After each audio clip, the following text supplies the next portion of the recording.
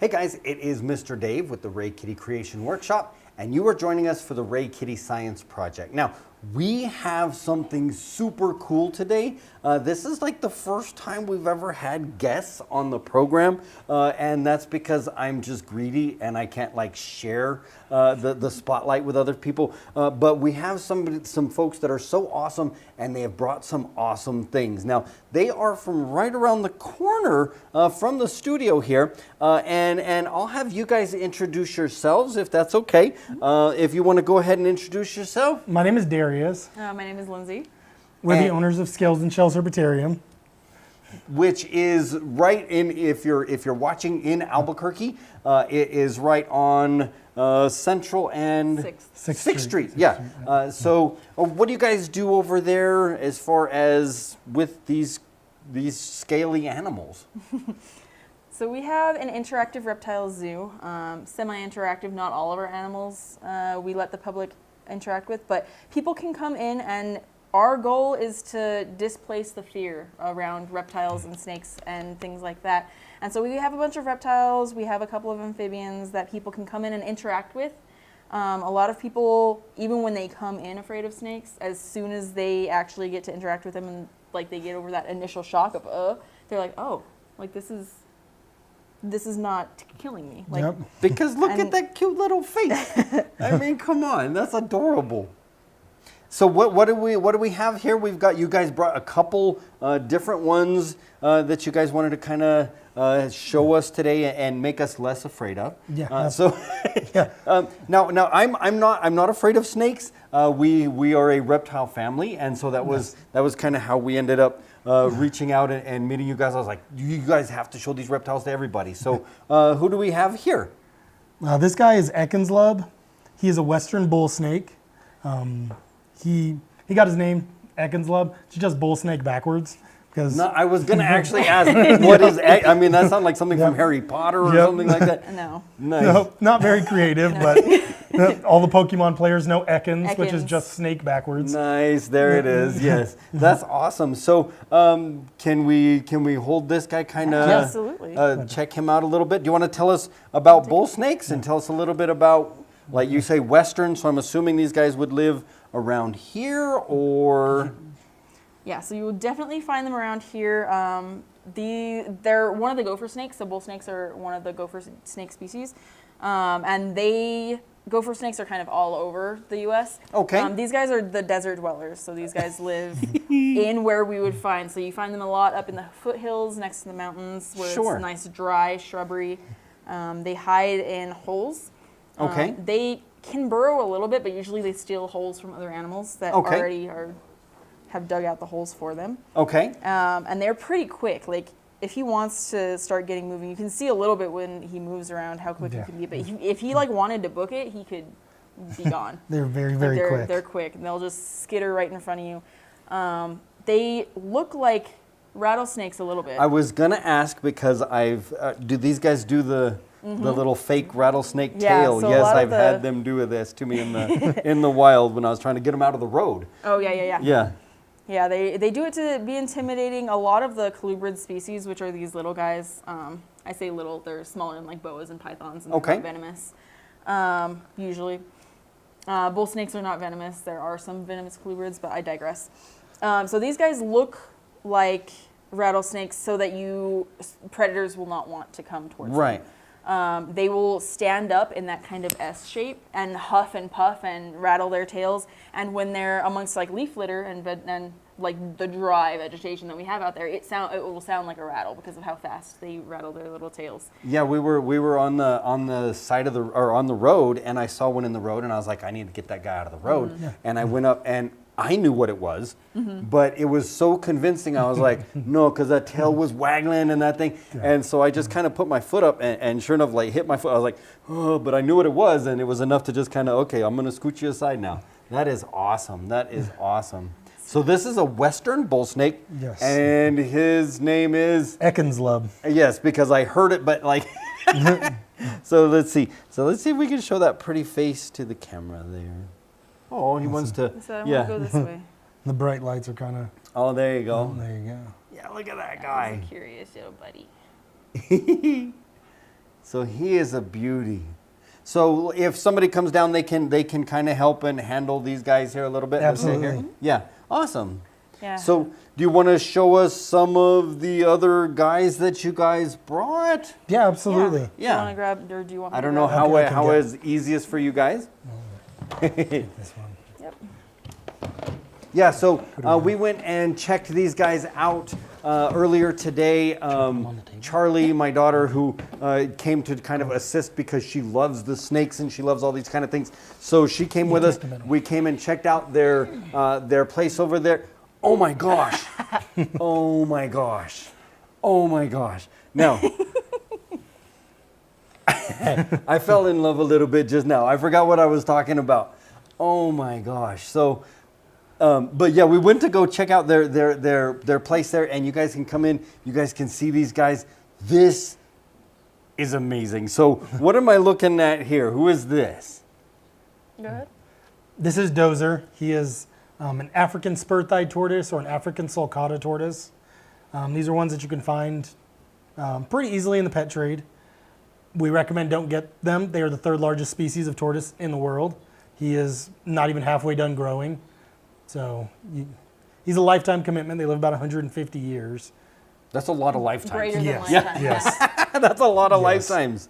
Oh my goodness, he is adorable. Now, is he one of the ones you guys were talking about on your podcast that you? Yeah. Yes, Yeah. yes. Okay. Awesome. Yeah. These guys have a wonderful podcast that you can actually learn a little bit about these animals and like the keeping and things like that. And you did say you don't recommend these guys, even though you find them in the The pet trade Pet very trade a lot. easily. You can find them about the size of a quarter.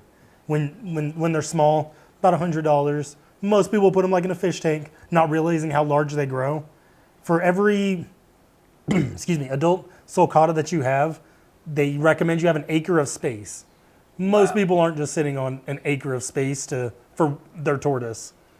Yeah. Oh, he is. He right? Yes, he is. Yes. He is adorable. Oh, Dozer. Yeah. Yeah. He's short for bulldozer.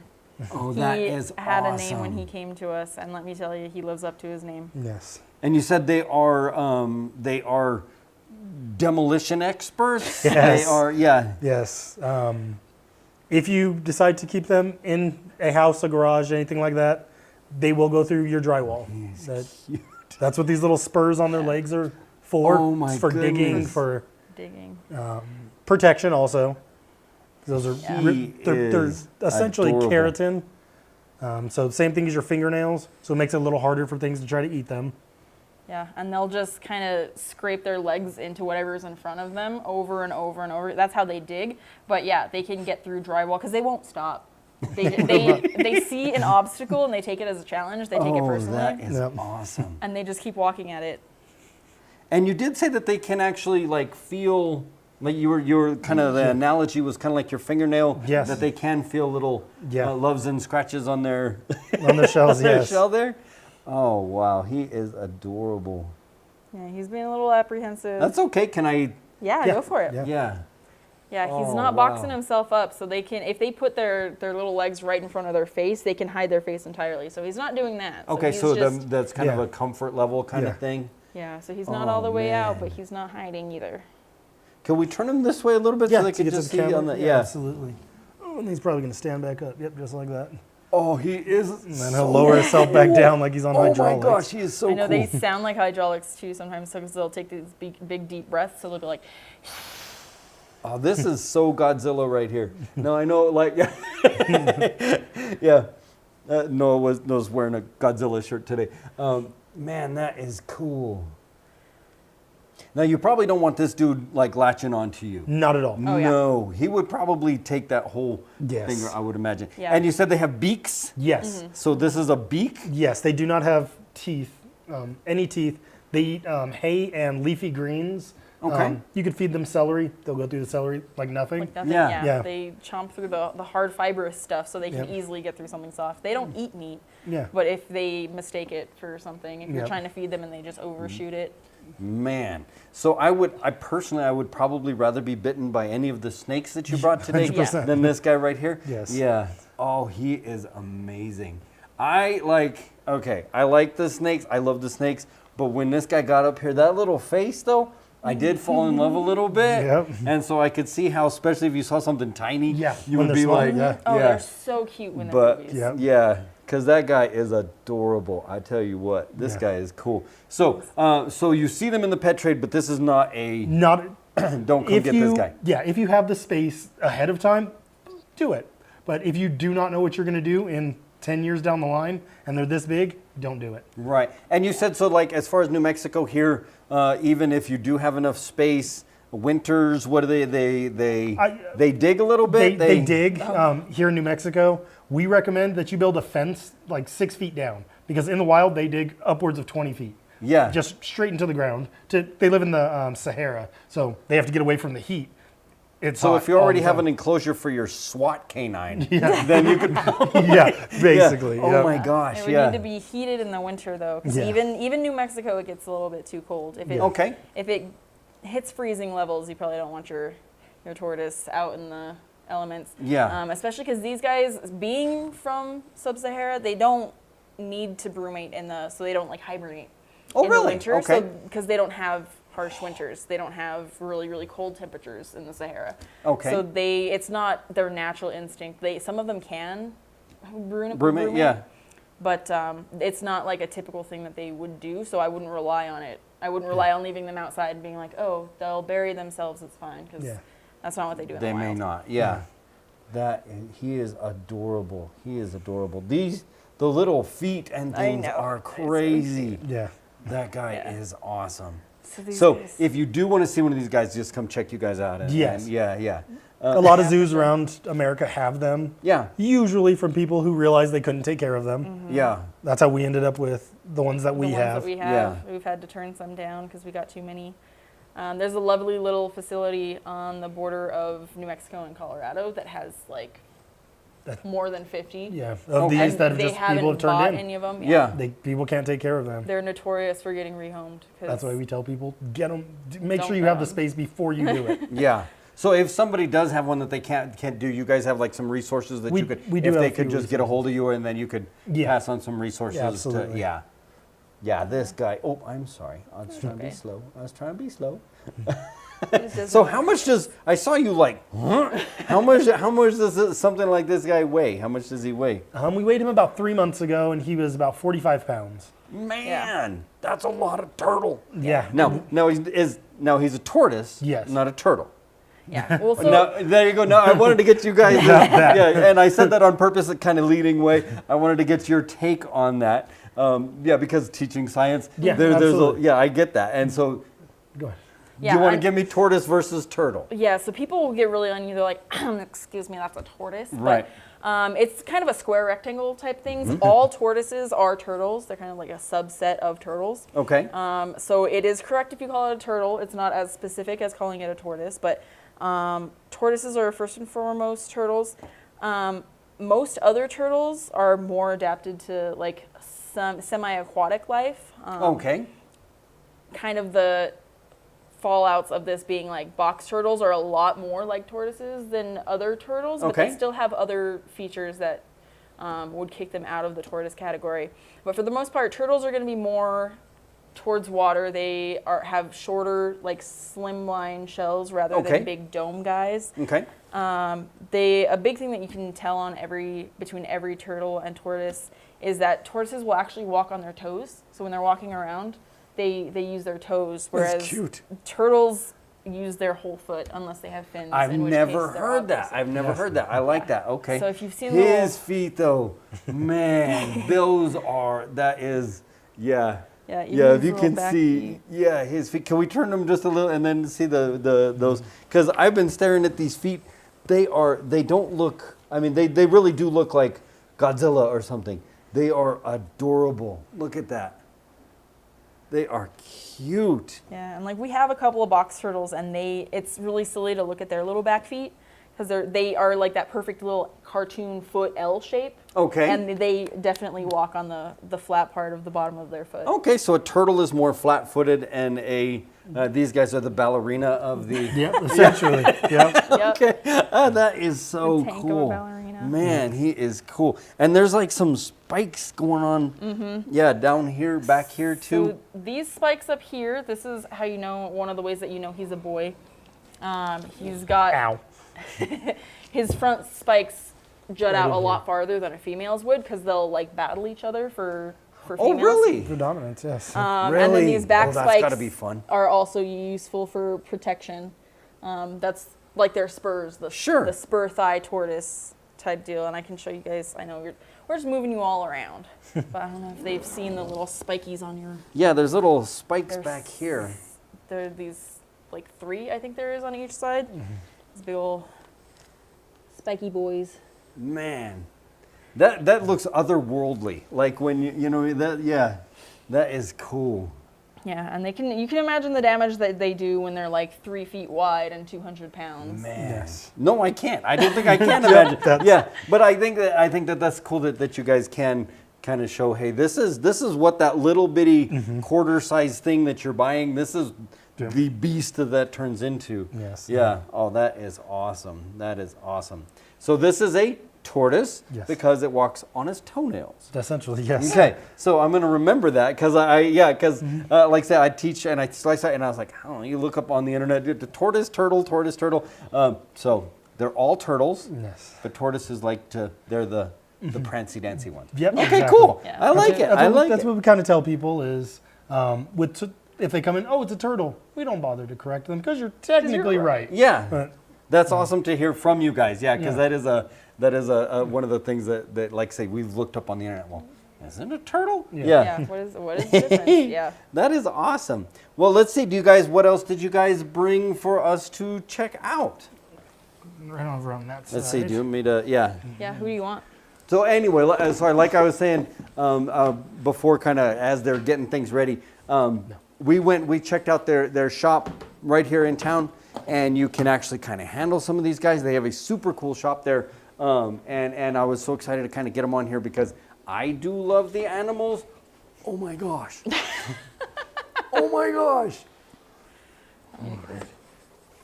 Do you need my hands? Do you want me out maybe of the way? we're gonna go right this way. I'm just gonna get Go him right right over above ya. you. There you go. I'll come over here. Alrighty. Oh my goodness.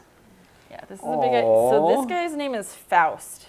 Faust. Perfect. He came with his name, but we also didn't change it because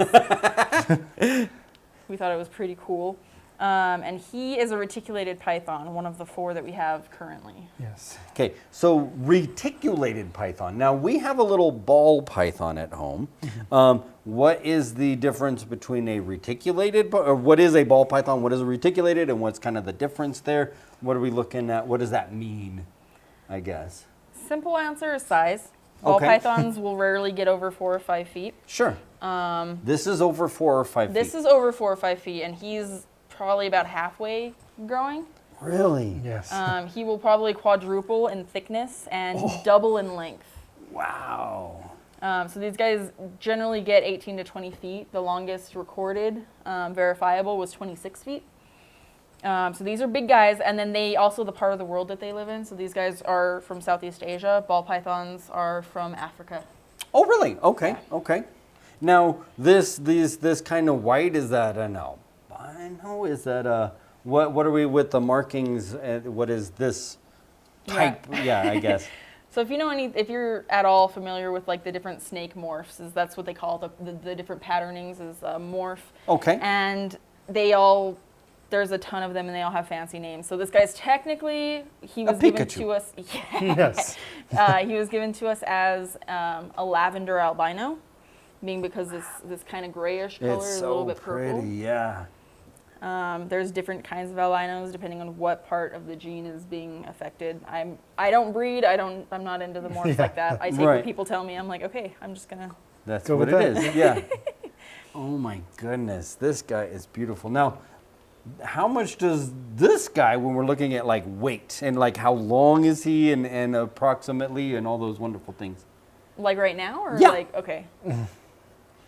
His weight, I don't remember what we last weighed him at. I think it was pretty close to 40 pounds as well. Oh my gosh. He's 40 pounds of solid muscle, so it's a little little different.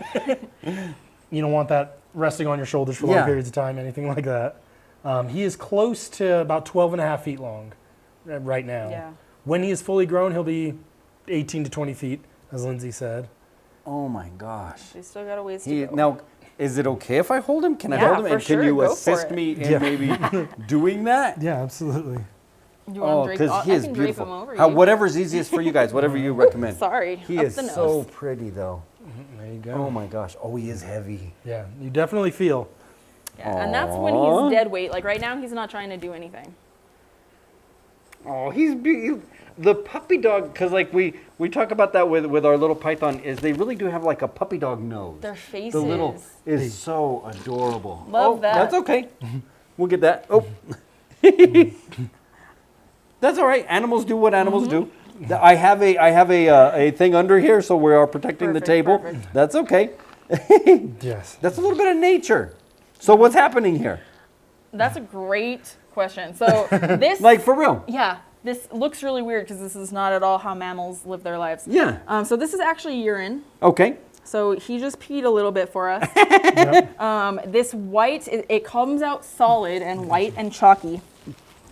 That's because their urine is very, very concentrated and it kind of crystallizes. Okay. So it comes out in these crystallized We can show it. structures, I mean, yeah, I'd like to, yeah, like for real. called That's interesting. urates. Okay. So that's what. So there's some liquid involved, but a lot of the times the pee will come out as this white chalky substance. Okay. I compare it a lot to birds because a lot of people are familiar with The bird poop. birds, yes, yeah. Yeah, so reptiles and birds, they all have what's called a cloaca, which is one hole instead of how mammals have separate holes Okay. for doing their business. Right. And so basically, the first chunk that comes out when they'll poop is like a turd. It'll look like a turd. It's the Sure. brown. It's the brown part of the Classic, bird poop. yeah. Yeah, and then at the end of the bird poop is that white part. That's actually their pee. That's the urine. Really? That's awesome. I'm kind of glad, like, I mean, as strange as that sounds, Yeah. I'm kind of glad that's cool kind of The science education. to it. Yeah. That's awesome. It's not a great smell. That's something that they'll also do, especially like little snakes, like little colubrids. Milk snakes are notorious for it. They'll do snakes. that as a defense. Like defense. Yeah, that's because awesome. it's a bad smell and it's icky and it's pungent. That's awesome. So what we might do if you guys, because you guys have a couple more that you wanted to show too? I think we have one We have more. one Yes. You have one more? So what we might do, if that's okay, is we might like split up and we might make this 2 episodes. So we might split this up into 2 episodes if that's good with you guys. We'll keep this guy out for just a minute. We'll show him off kind of as we wrap up. For the end of this episode, yeah, that's okay. That's science. I love it. I love it. So while we're kind of wrapping up for this episode here, you guys are from, what is the name? Your business? Scales and Shells Herpetarium. Scales and Shells Herpetarium, and we are seeing what snakes do. So you guys are from Scales and Shells Herpetarium. Darius and Lindsay, Yes. thank you for joining us today. We're going to kind of wrap this part up, and then we will get into our next episode. Check us out for our next one. And what was this guy's name? Faust. Faust. Yeah, so we'll have Faust here, and we will switch it up and get ready for our next episode. As we end every episode, first I want to say thank you to these guys. I want to give them a big hand. Faust, thanks for the extra show there that we weren't quite expecting. I love it. But I am Mr. Dave, and as we end every episode, don't forget that science shows you matter.